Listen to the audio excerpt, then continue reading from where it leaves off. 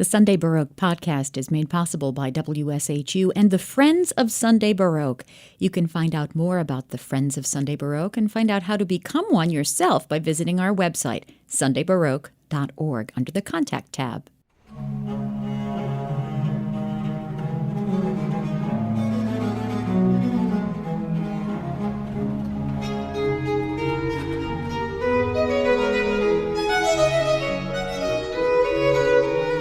Patricia Ann Neely is a professional musician. She plays viola da gamba and other bowed string instruments, and she's made numerous recordings and performed all over the world with top early music ensembles, including the Folger Consort, Smithsonian Chamber Players, Glimmerglass Opera, New York City Opera, Boston Camerata, Boston Early Music Festival Orchestra, the Waverly Consort, and many, many others. A founding member of the viol consort Parthenia, Pat Neely is also managing director of Abend Music, New York's period instrument string ensemble. Pat Neely is a board member of Early Music America and the Viola da Gamba Society of America, and chair of both organizations' equity, diversity, and inclusion committees. We had our first conversation back in 2019, and Patricia Ann Neely agreed to touch base again via Zoom for some follow-up. Hi, Pat. It's good to see you. Good to see you, too. Thanks for having me back. So we last spoke pre-COVID. We were so young and innocent then, right? We could be in the studio together then. It's been a heck of a year and a half. How have you been through this strange and challenging time? Well, when we first talked about diversity, it was before all of this happened, not only the pandemic, but the resulting protests and negative activity in the country, which followed for the past year. And so how am I doing? Like everyone else, all of this has been unexpected and a real challenge. I started off in a position of being unemployed as of June 2019. So I was spending all of my time looking for work. When the pandemic hit, it was a sort of slap in the face. I was just about to have a second interview for a job that I really wanted at a museum, and all the museums were shut down and life just stopped. And I have to say that now that we're getting out of it, I talked to another friend of mine about this. We're thinking about the future, but every time we talk about something positive, we say, but what if? And I think we are all going through a post-traumatic stress, is the after what we would call side effect of being vaccinated.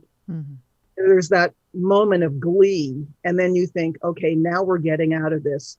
Where am I going to be in a few months? And that's the scary part. The silver lining about my situation of being unemployed is that I am collecting unemployment, and that runs out in September. Performances have been few and far between, but Abend Music has started to perform this season, and we've done it virtually, and hopefully we can look forward to an in-person season. Last year, unexpectedly, we lost our violinist to cancer, and that was not expected. So there have been ups and downs. I always have to think about the fact that what I'm going through, someone else could be going through worse. And in terms of the political climate right now, I am going to try to focus on moving forward, since we have had a shift in leadership. Yeah. So I saw a contribution you made to a PBS project, Completing the Sentence, I Took a Risk When. And I just found this really, I don't know, it just really moved me. Would you please talk a little bit about that? Talk about that risk you took, and what were some of the things that made it risky for you? Well, this was the American Portraits, I think. And I started reading some of the submissions by others. And then I started looking at some of they give you the first sentence and you elaborate on that. And when I got to I took a risk, I suddenly thought, that's me. Everything I've done has been a risk. It's been abnormal. And I was trying to recapture the spirit I had as a young person embarking on a career, not knowing whether it was going to be fruitful, and trying to resurrect that energy to support me during this past year. And so I said, let me think about this. And I started writing it. I said, if I write something and submit it, I might begin to start really thinking about a way to move forward. And I started with the interest I had in early music and knowing that music, even at that time, was not guaranteed. But I also had an interest in science in high school. And I remember one of my science teachers, when we were dissecting something, said, oh, you're going to make a really good surgeon. You have the hands for it. And that's a powerful, it doesn't sound like it is, but it's a powerful analysis for someone who's 18 years old to hear. And I began to really think about becoming, working in science or becoming a doctor.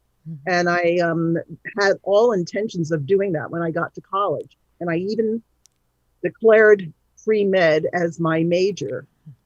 And those were the most horrible 2 days of my life, because I left the office and I was not convinced. And I realized I really want to be a musician. So I went back 48 hours later and changed it to music. Wow. And that was my first risk. My father said, what makes you think you can be a musician? And I said, well, our downstairs neighbor, Billy Taylor's a musician. So if he can do it, why can't I? And my father didn't have an answer for that. So, but I didn't get, I wasn't getting that, okay, let's see if you can do it. So everything I've done has been an experiment, and I've always thought about what the outcome could be, and always thought about a positive outcome, because without the encouragement as I had from that teacher who said, you'll make a good surgeon, I didn't have the backup. I didn't have anyone saying, you're going to be a great musician, and if you choose early music, that's fantastic. I was always told that you're not going to really be a professional because you've never played cello. And that's what people said back then when I started out. And I, again said, I'm just going to have to show them. You can't say that to me. Yeah. So that was the premise for saying I take a risk. And I take a risk because I'm convinced that if I work really, really hard, I can overcome all of those challenges. Yeah.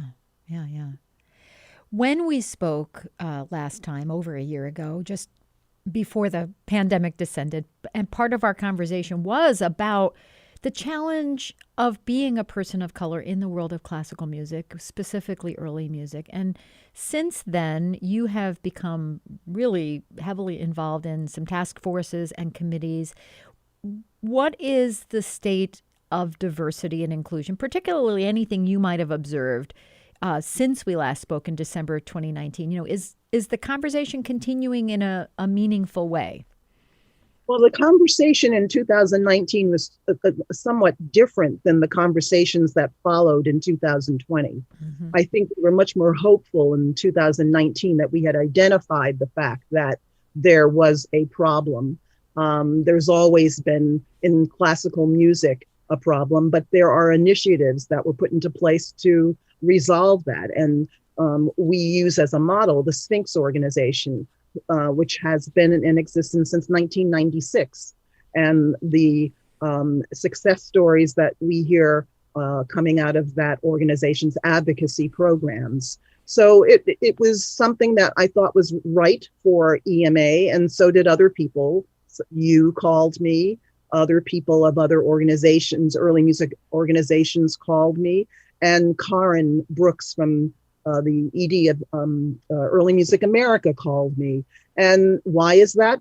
Well, because I actually have to say I was one of the first people of color to become a professional, and the only person of color to become a professional early on the viola da gamba. Mm-hmm. So I've been on the boards of the Viola da Gamba Society and EMA before, in the 90s, when we never spoke about this. It was just, mm-hmm. I felt accepted for who I was because I felt I had the qualifications. Mm-hmm. But now we're realizing that nothing has changed since 1996.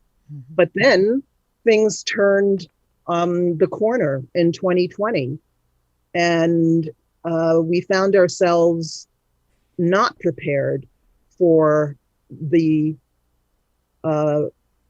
connection with the arts and what was going on politically. Mm-hmm.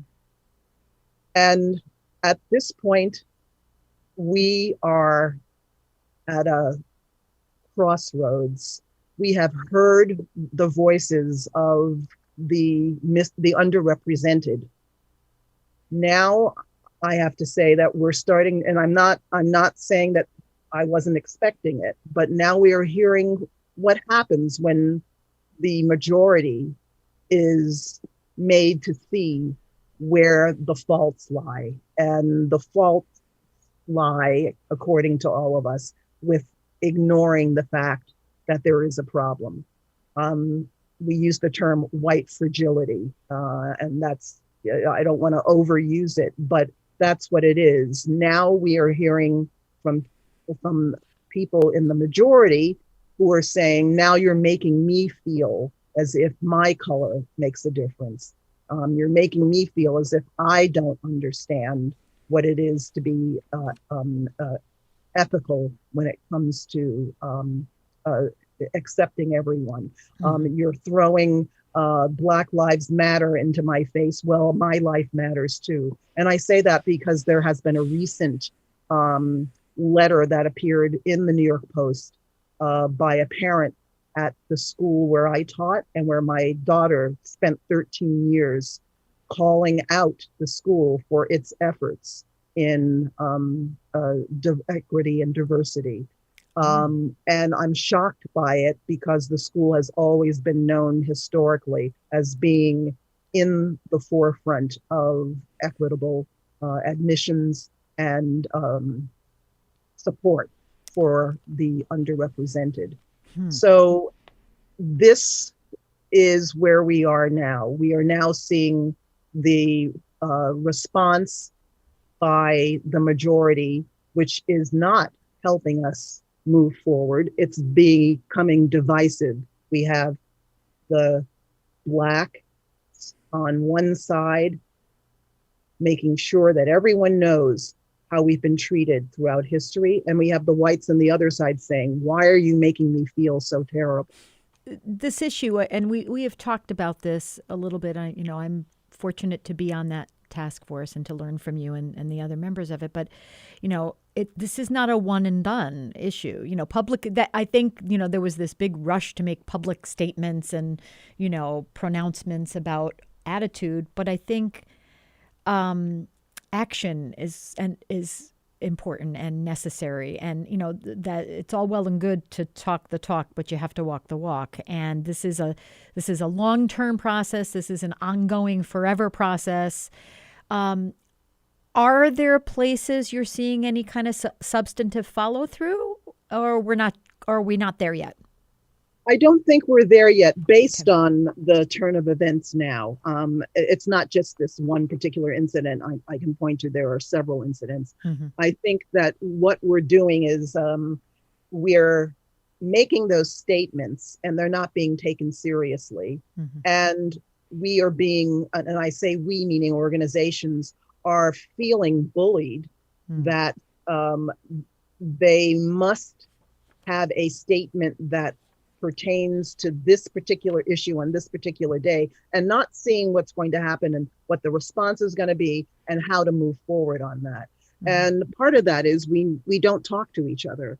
One of the great things that we've done with EMA is once a month, one of our task force members holds a Zoom, I don't want to say meeting, but a Zoom hour where people can come and talk about these issues in a transparent way. Mhm. Um, uh, Karen believes that um, it's a very therapeutic way for directors and those who are in leadership to make sure that the language that they're using and the way they're approaching this is acceptable. Mhm. I see it. I sit in on these conversations. I don't necessarily remark unless someone asks me to, Mm. but I see this as a way of testing the waters. Try it out on me. Also, ask the questions of me. I think that if we could all get together and have that transparency without feeling threatened, then that is the beginning of making headway with these issues. And I am hoping that we can get to that point. I know we have to go through this latest turn of events, and that's going to take its toll on us. But we're going to come out of it and be better able to decide how to move forward together, and that's the most important part of this initiative. Well, I've been speaking on Zoom with Patricia Ann Neely, a New York based professional musician and veteran member of top early music ensembles and a leading voice in trying to promote diversity and inclusion in the world of early music. Pat, thank you so much. Thank you.